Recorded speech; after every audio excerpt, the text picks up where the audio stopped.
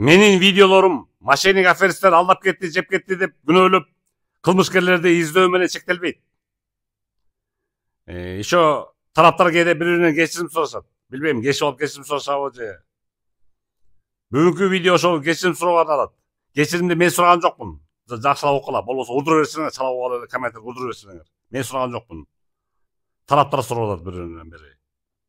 Мисалы, Ансар Групп кооперативи жана Нарындык Максат кечирим сурашат.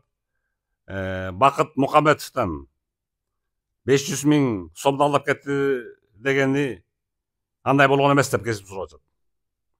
Ал эми Бакыт Мукамбетов деген ким экенин көргөзсө, мына мен сөптөр zaman талкама чыгат, ошол.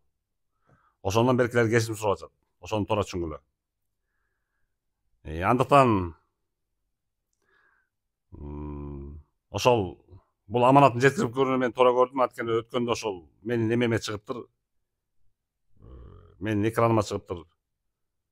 Анан ошол тараптагы Бакыт Мукамбетов айтса керек. Так ошо Мотуевдин каналынан менен кечирим сурайсың, анан ошону гана берем акчаңарды дегенби, айтор бир кечимге келишиппиз да. Андыктан мен алардын аманатын жеткирип көрүүнү эп көрдүм, туура көрдүм. Ошол мына азыр көрүп койгула ошол Бакыт Мукамбетов деген ким экенин. Беркилер кечирим сурашат. Нарындык Максат менен Ансар Групп кооперативи. Мына Бакыт Мукамбетовдун ким экенин көрүп койгула мына. Мен сөптөр zaman чыгат. Так что ушунака.